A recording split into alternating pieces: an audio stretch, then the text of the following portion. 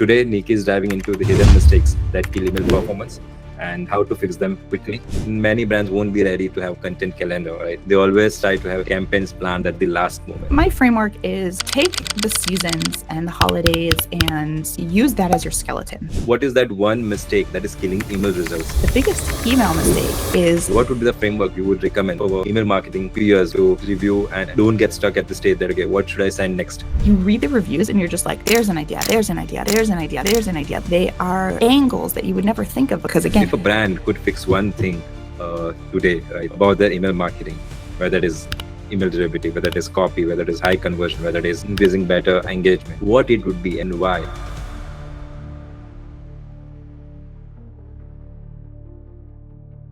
Today's guest is known as the queen of emails and for a good reason. Nikki has helped brands like Shopify, Doodle, Four Sigmatic turn email into a major revenue driver.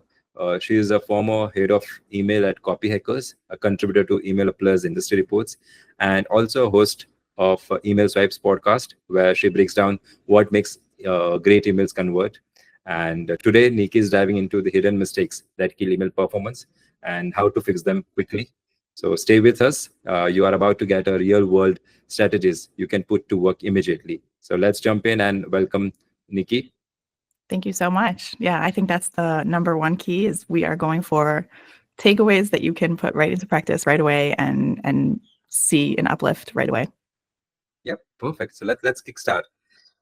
To start with, most marketers, right, lean heavily on best practice for the emails, whether it is about how often to send, what time to send, what day to send, what format to utilize, right, to get the best conversion, whether it is text, whether it is HTML design, right.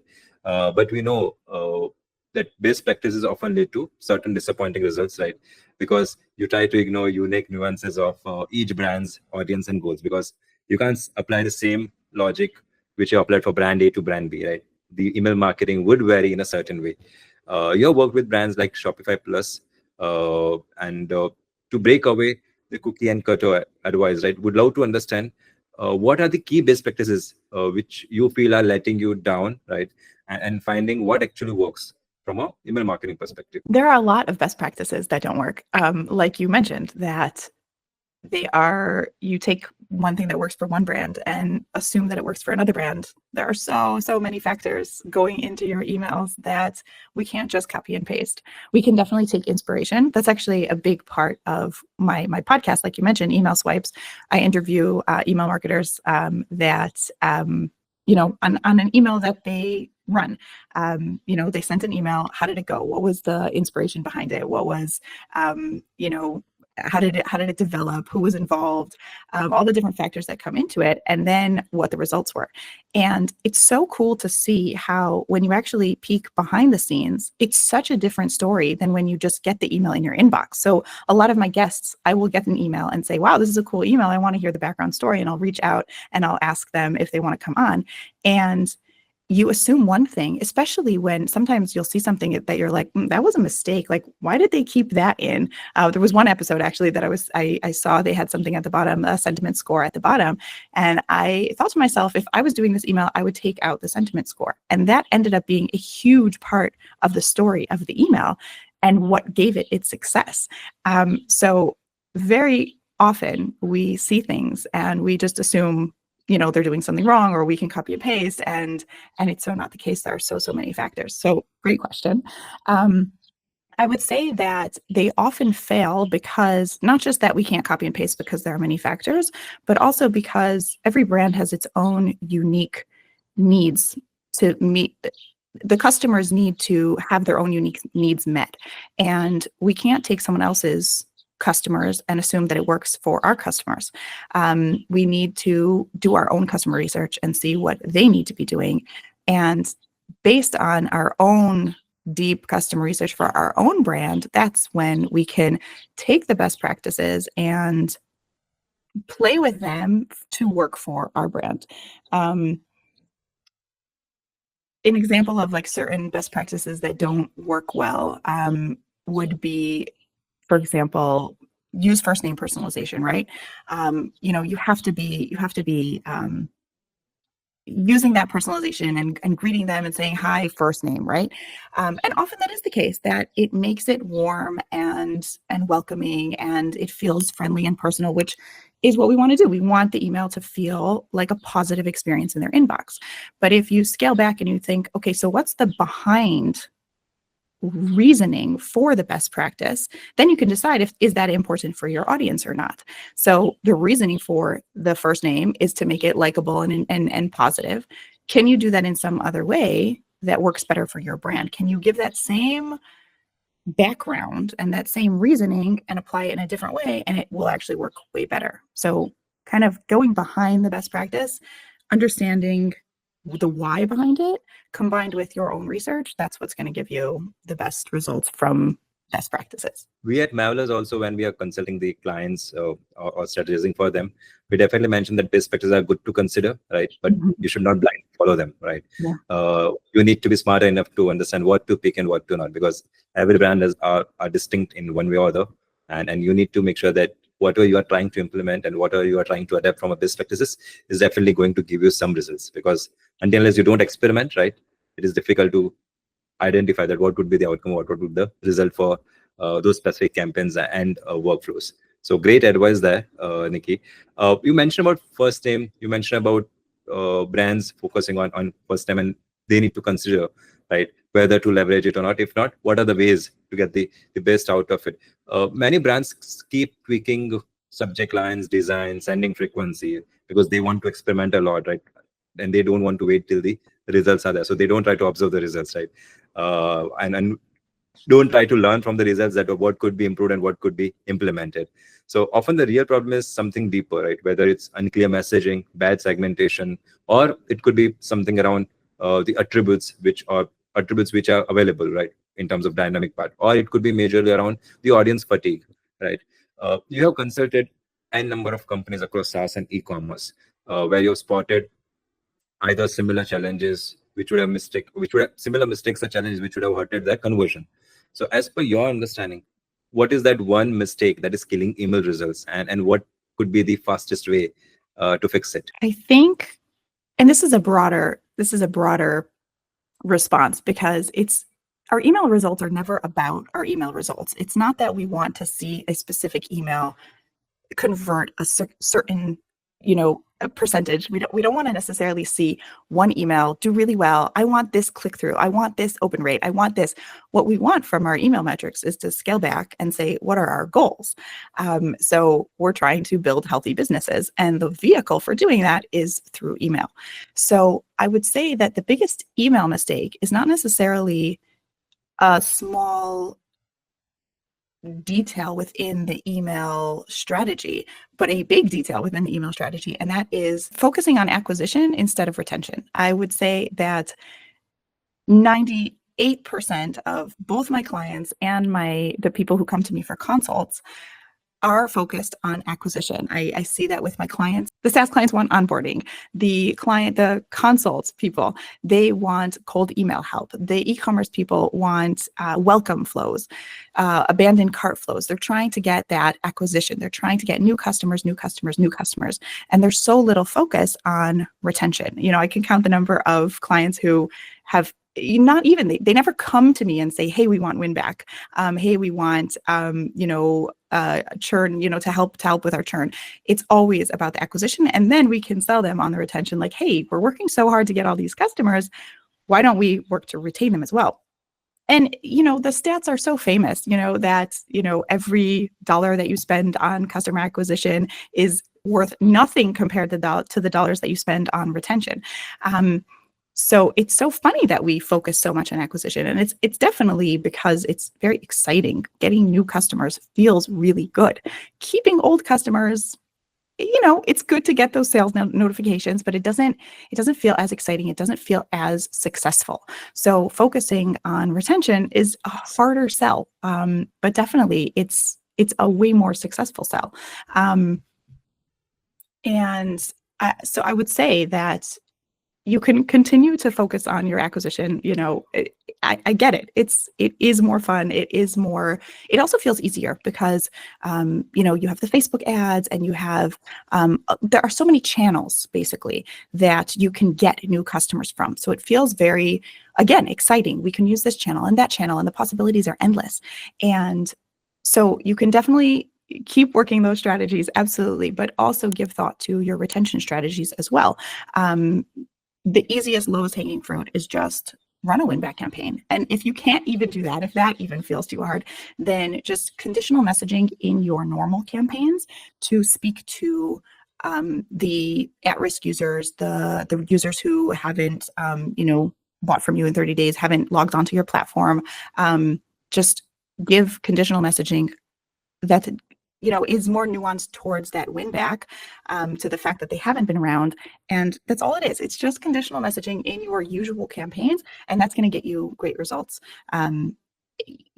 More ideal, obviously, is running an actual win back campaign, but that's the lowest hanging fruit, is just conditional messaging for a win back. And then if you want to get more intensive, if you start to see those results come in and you want to get more intensive, then set up an activation flow if you are a SaaS company. And if you are an e-commerce company, then build out a VIP program where your best customers are really coming back to you because you're really rewarding them. It doesn't have to be complicated. It doesn't have to be a whole loyalty program. It doesn't even have to be promotions necessarily where you're giving deeper discounts or things like that. It can just be better content. It could be, pre-sales, better access. You're just giving them that feel of, exclusivity and luxury and that you care about them, which is exactly the point. You want them to feel like they should be coming back to you.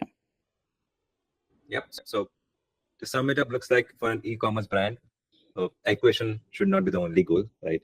Obviously, they are trying to run behind converting customers, right, or converting non-customers to a customer, but they always miss out on retaining those customers because, as you mentioned, there are other channels who are supporting, be it Meta ads, be it social ads or Google ads, right, who are supporting you during the acquisition period. But post-acquisition, when they are converted to a customer, you are lacking those communication and messaging, which helps you to retain those customers. So great advice. And then the solution which you mentioned in terms of fixing is having a win back, having a loyalty program, right, which helps you to retain the customer. Now, as you are talking about workflows and automation regarding the e-commerce part, there are brands who always spend tons of time, right, in terms of writing different content across win back, loyalty, right? Or it could be for welcome onboarding series. That's an onboarding series or a abandoned cart series. They try to spend time to curate the content for different workflows and automation, but still they don't get the results or the output they were aiming for. Majorly, it's not because of the number of emails or the length of the content, right? It's about the objective of the journey, right? What you are trying to solve for the customer during that journey, because it's not always about selling, right? You need to make sure that what you are trying to solve for the end customer.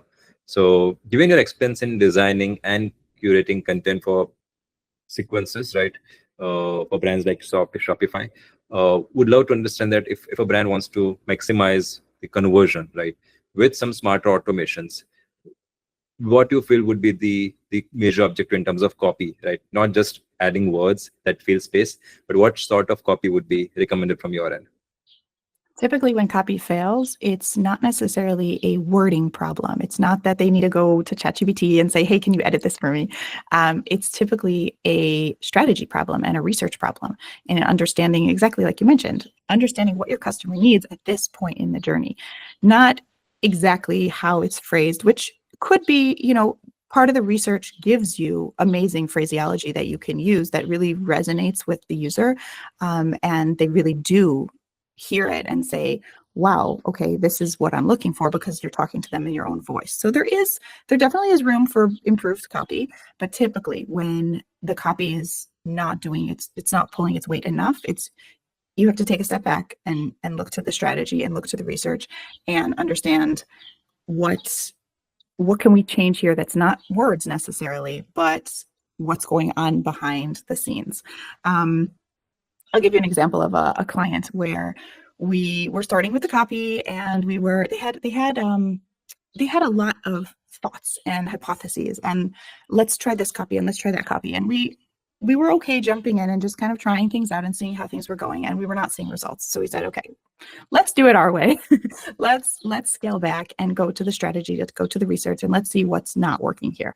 And the first thing we did was a very simple survey, really a very simple survey that gave us such clarity on what was not working, because all the variations and all the things that they wanted us to be testing, all the wording that they were looking towards was around the fact that everybody thought that this product was too expensive, and they were trying to downplay the price, up the value. They were really very, very focused on the money aspect and how it was expensive, and comparing it to competitors and all this kind of thing.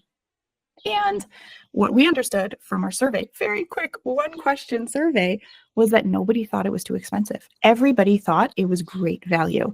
And the competitors that they were comparing it to were the higher end competitors. They saw the company as being something that is more higher end. They were not looking towards the lower end ones where the company was putting themselves.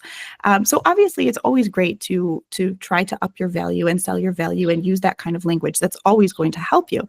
But they kept pushing this idea of value, value, value, and not anything else that was the real motivators that their audience was looking for. So this was like very clearly not a copy problem, but a strategy problem that we solved so quickly through this tiny little survey. And it was amazing. From then it was so clear what else to work through. I would say that's probably the easiest thing to do, is just run a survey, get your questions answered, validate your hypotheses through research if possible, instead of just thinking like, we're too expensive. Is that true? Find out, and do that quick little research sprint to understand where things are going. And then that's when, once you have that, that's when you can start segmenting and saying like, okay, our next piece is, where do all our motivators fit? Who are you? What's motivating you? We know the basic big picture. Now, are you this kind or this kind and this kind and this kind? And start talking to people based on that. That's another form of research that's more of a testing form of research that you don't have to do upfront. You're doing it as you're going. In this client's case, we did a quiz that gave us amazing information of understanding. They were segmenting themselves through this quiz, but giving us this information of who they are and what they wanted from the company. And we were able to feed that and give them exactly what they wanted.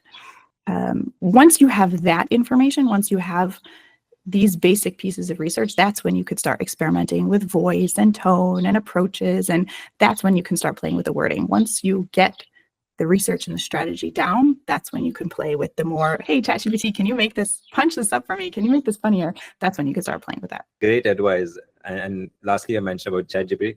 ChatGPT is just from the last 6-7 a year, right? But before that, we have been into the email marketing from the days where we had to write copy manually by looking into the website, looking at the blog, looking at the products which the brands are selling. So great advice, right? It's always about, and a good point which you mentioned was the UGC, the user generated content, right? It's about survey, it's about quiz, right? Whatever we mentioned, right? If we are able to get those information, we'll be able to have the right copy, because you're crafting a copy based on the user input. You are doing it based on the customer's feedback, right? So a great advice which you mentioned.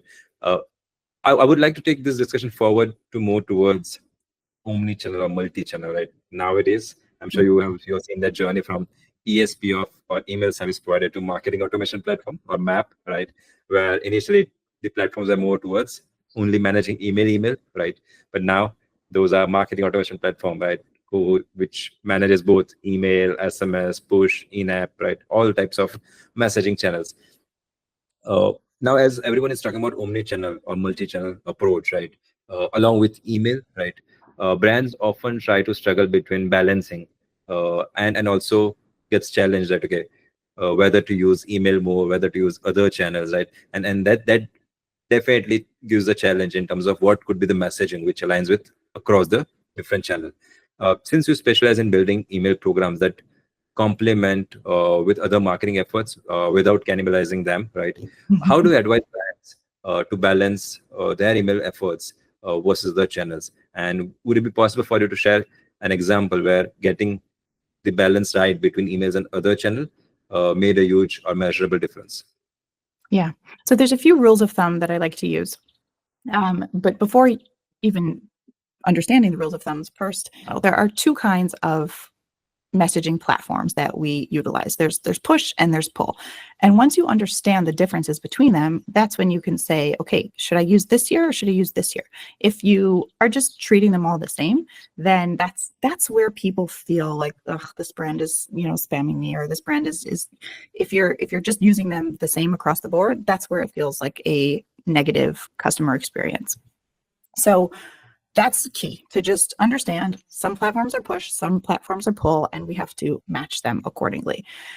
Once we have that, that's when we can start saying like, okay, so should this be a push? Should this be a pull? How do we balance that? That's when we could start playing with the rules of thumb. So I always say, number one is you want to prioritize your zero-party platforms. So things like email, SMS. If you own the data, it's going to be so much there's so many algorithm changes and so many times where people just lose their audiences in a night. And it's devastating to see that. Don't let that happen to you. Definitely you want to prioritize. That should be your number one. Building that, that should be the foundation of your omnichannel strategy. And then you can start building on the other platforms and start including them and using them.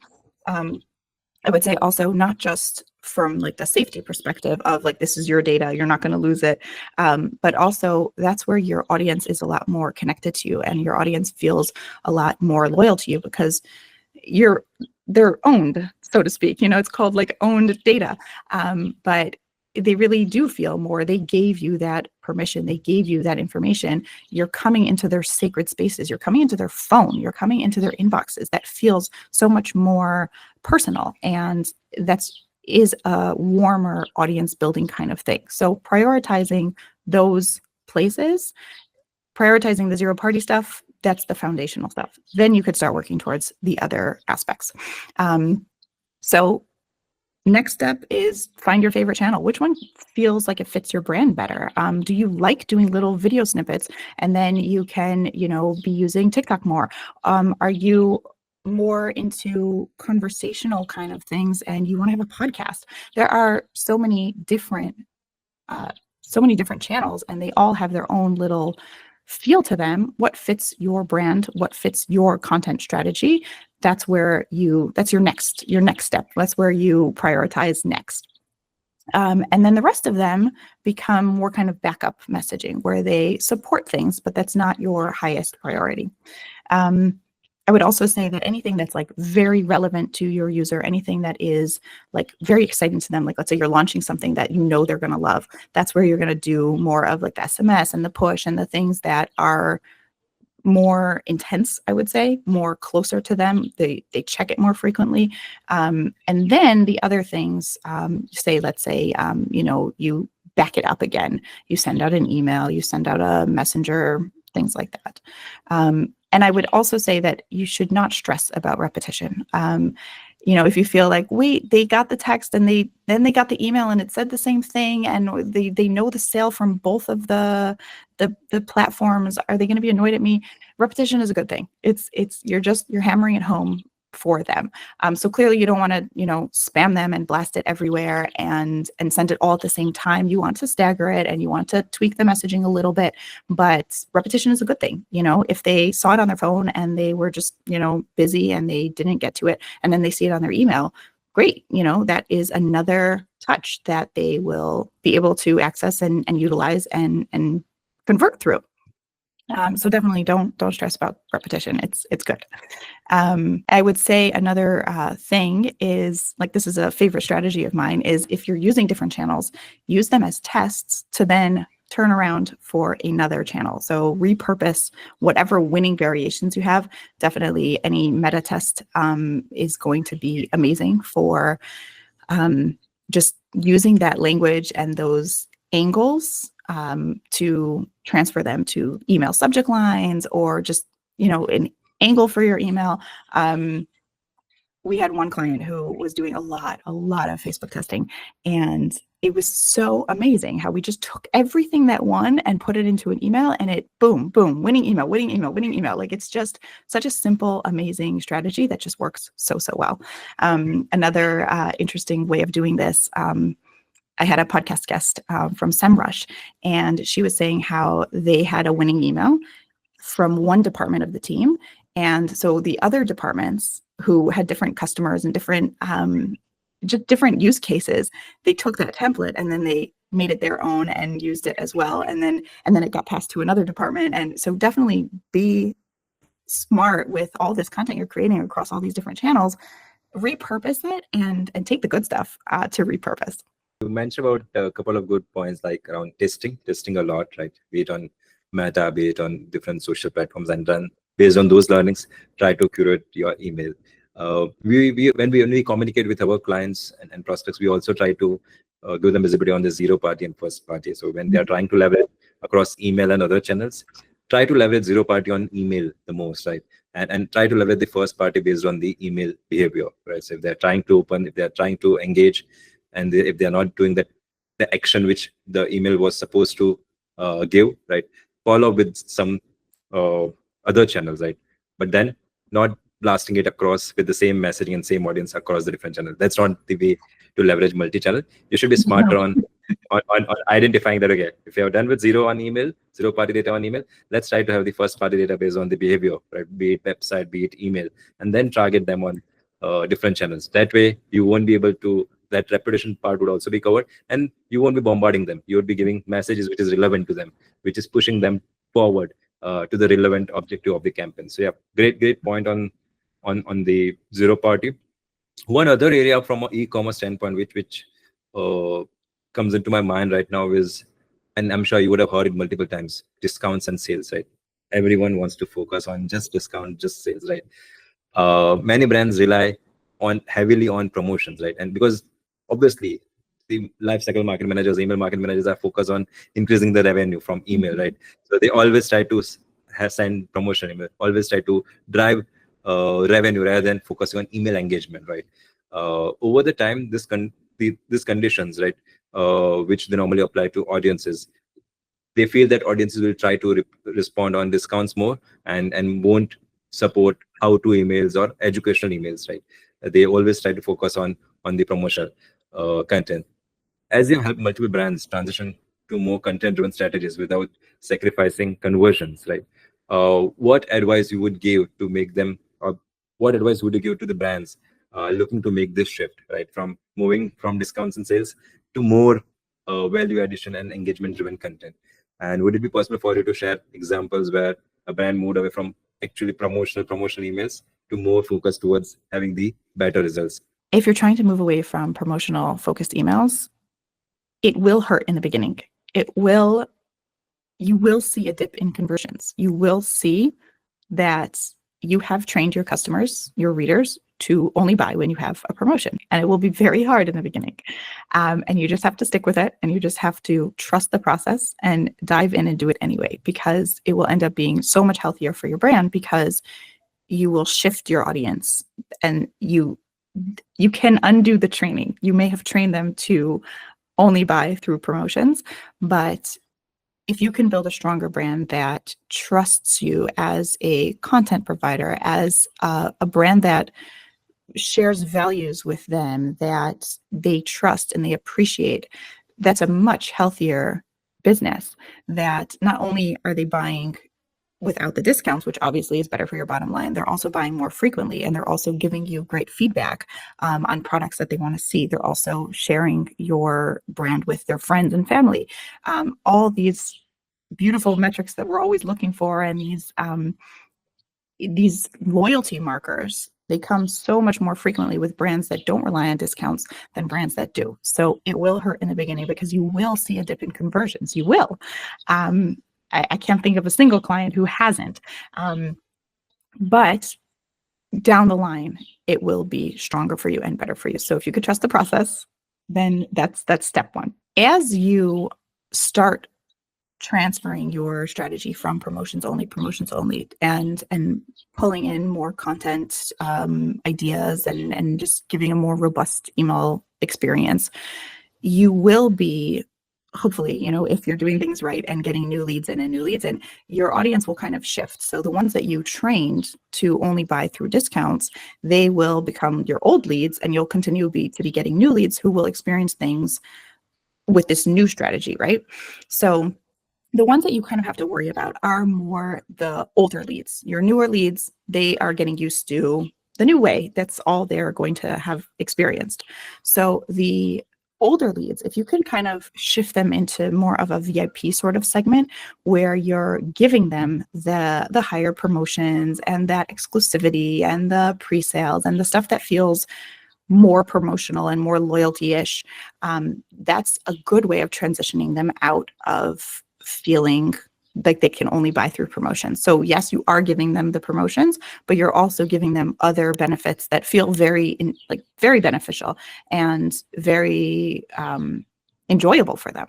So that's kind of like a good way to shift them out. And then your list will kind of change as time goes on, and you can keep them in that VIP segment. And then your main strategy is really just focusing on these new leads who are experiencing this new content, promotional, normal, balanced, healthy, beautiful email list.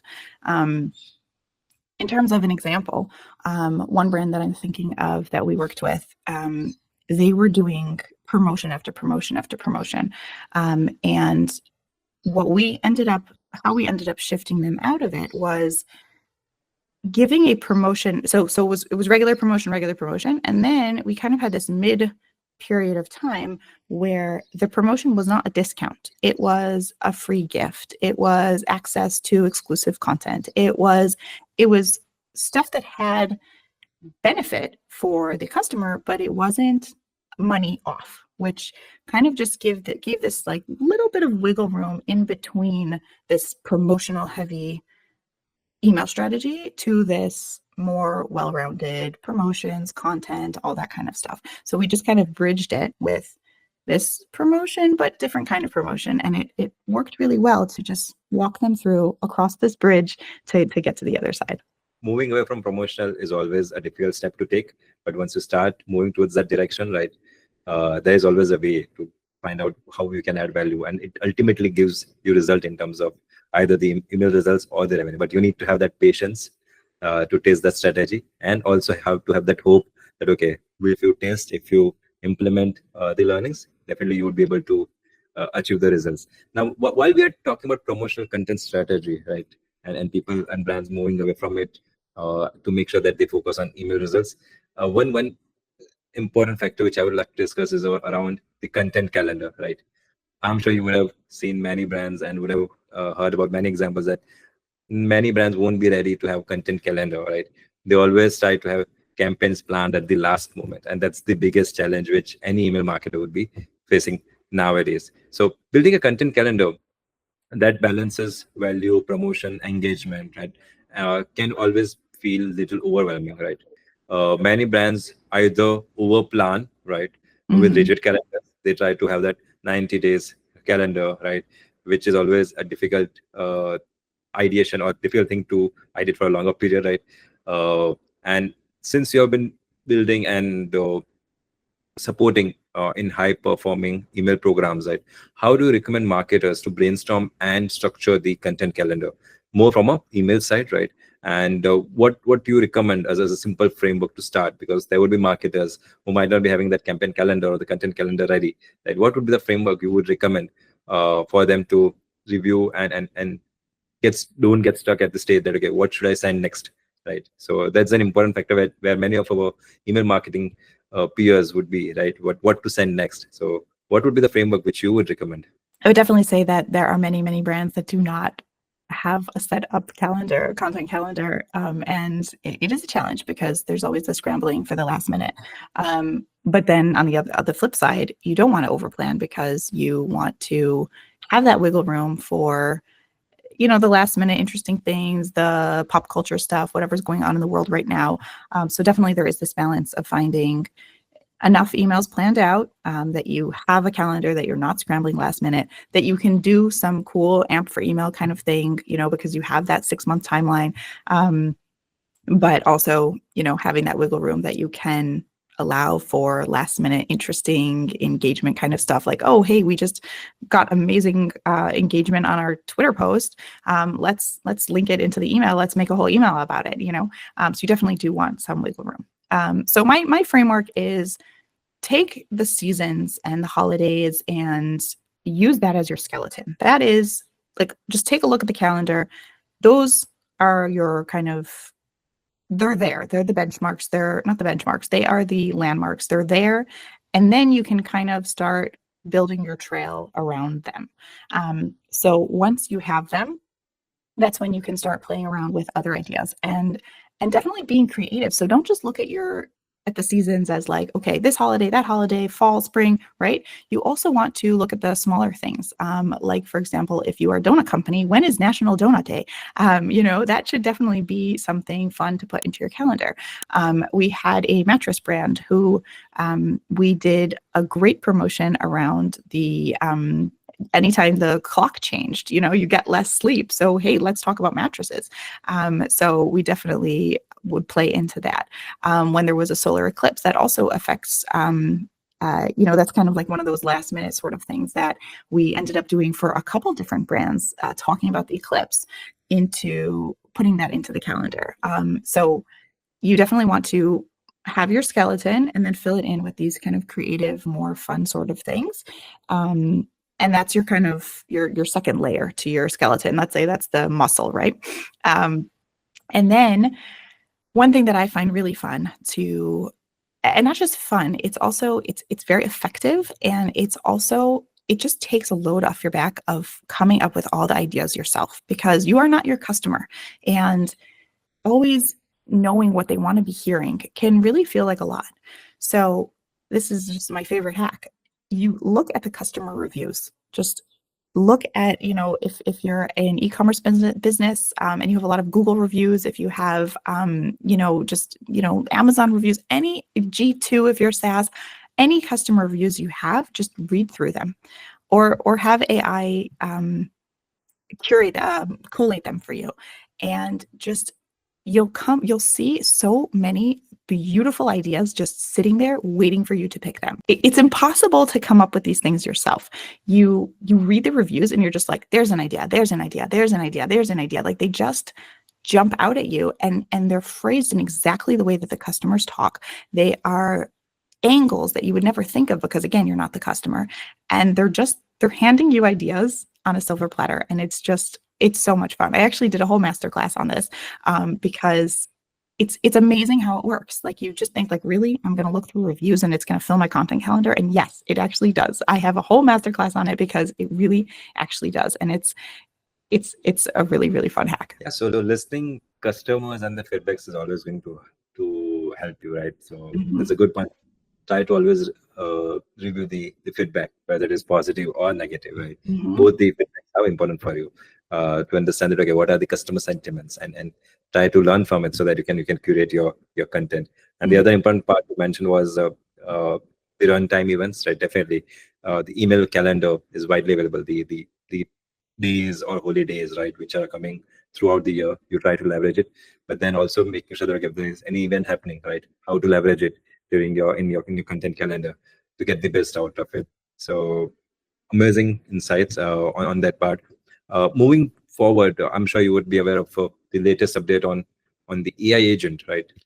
Which everyone is talking about. And recently, one of the marketing automation platform, Iterable, launched Nova as that AI agent, which helps in terms of creating the content, setting up the campaigns, journeys, giving you insights, which audience is helpful, which audience is not helpful, right?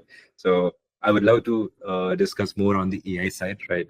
Because we have seen that the overall marketing and email marketing is moving towards adapting AI, although it is a little slower, but still there are brands, there are platforms who are adapting it. So AI tools are making it easier than ever to create email copy at scale, right? Because as we discussed earlier, back in, I'll say 2013, 2015, or just a few years back, it was about reviewing the blogs, reviewing the website, reviewing the content which is available on socials, right? And on the website. That was one way for us as an email marketer to curate the copy for emails. But with AI coming into the picture, right, it's easier for brands to create email copy at scale. But normally we have seen that brands risk sounding like a robotic, right? They don't want to be robotic while they are crafting an email using AI tools. You stay close to where email marketing is headed, right? And you are also part of what email marketing or email copy was before AI, right? So how can brands smartly use AI to boost conversion while still keeping their emails personal and engaging, and making sure that they add value to individual subscribers, right? And would it be possible for you to share one way you have seen AI enhance email performance without sacrificing the quality? Yeah.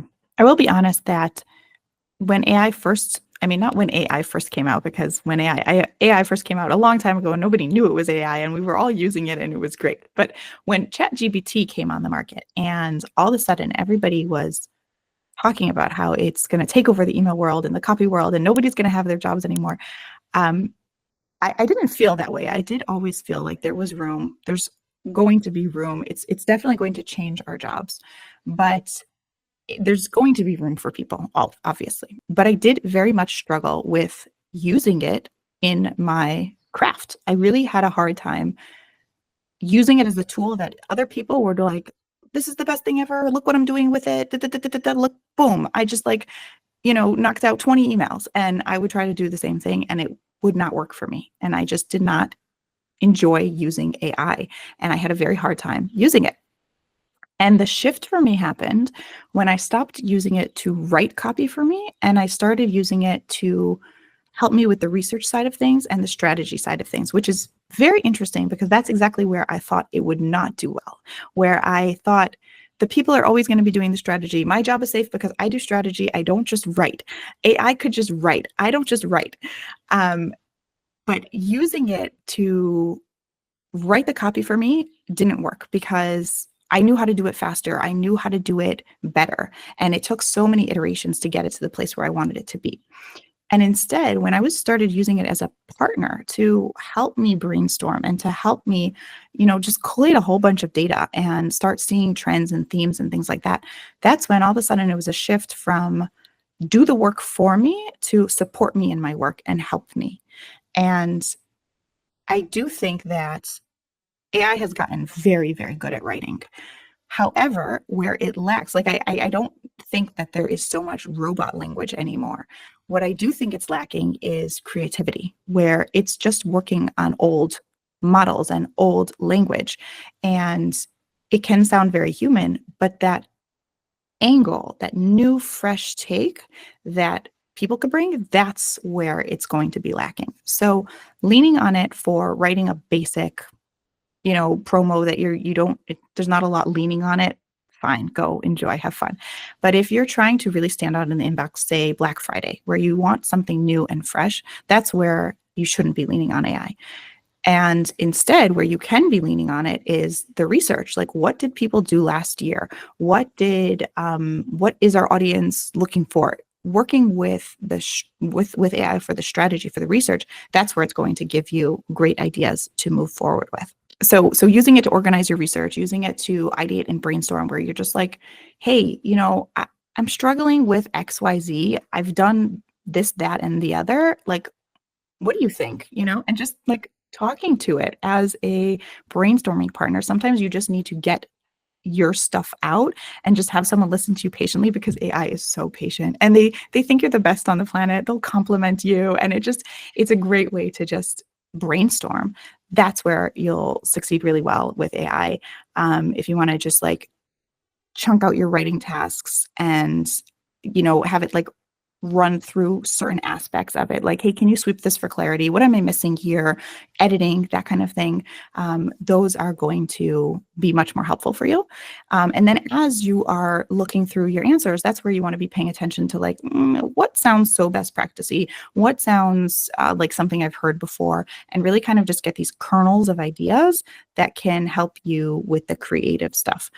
You're not looking for answers, you're looking for starting points, you're looking for springboards. One thing that I found very, very interesting is I asked AI, I don't know if it's true, where their information comes from, like where are their learning models from? And I asked, do you subscribe to email lists and get emails and read emails and learn all that, And it said, no, we don't have any, we don't access any paid information. We don't access any gated information. We only do anything that's available out on the open web.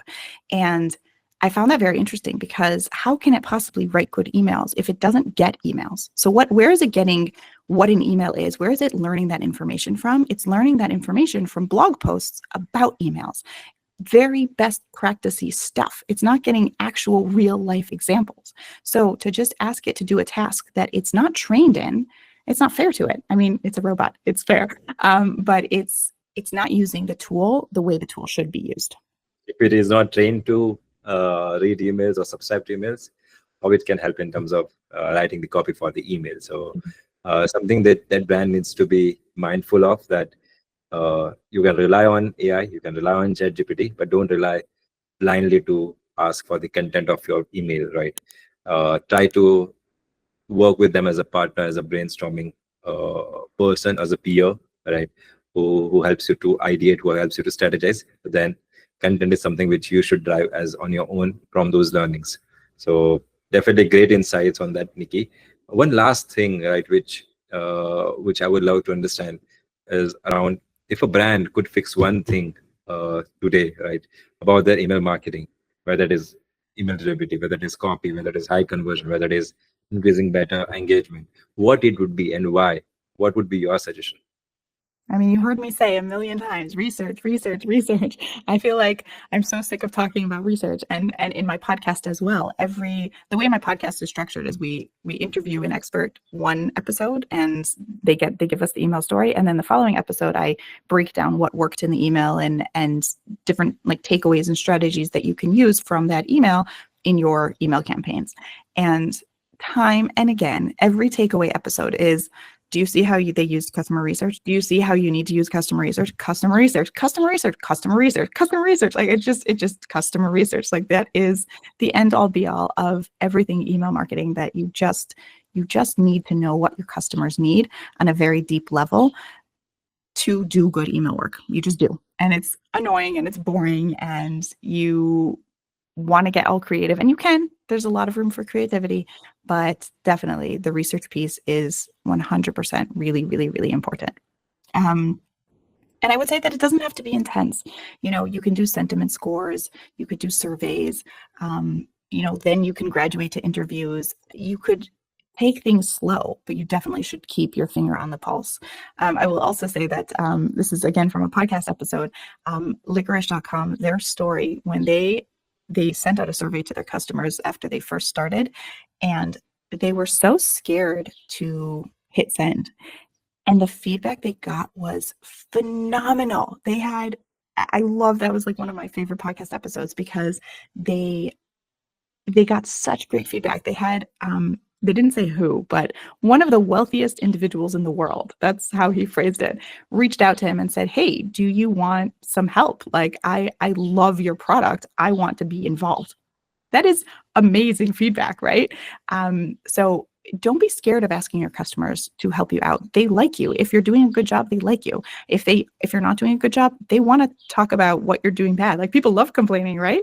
So it doesn't have to be scary. It doesn't have to be intense, but you definitely should be understanding what your customers need in order to do good email work. Research is something which is coming to the gist of all this. Yes. Custom research, and always be open to hear about what your customers are saying, right? Because that is something which normally brands don't follow, because they're always in that run of doing campaigns, revenue, and they don't have that time, or they don't allocate the time to look into their orders, look into their returns, look into their complaints, feedbacks, right? Those are the things which you should spend time on to understand and review that how you can optimize your strategy and move forward. So thanks a lot, Nikki. It was really great having you here with the Mavelers team on this particular session. You really shared some amazing insights on the copy. You shared some good strategies, right? And also the last part, which was the key on the AI, right? Don't rely on GPT for copy, because that is not going to help you, right? So thanks for all these insights, and I'm sure all the email marketing peers and executives or managers who are managing the campaigns and email marketing for the brands will definitely be able to get valuable insights from this session. Thank you so much for having me. This was a lot of fun.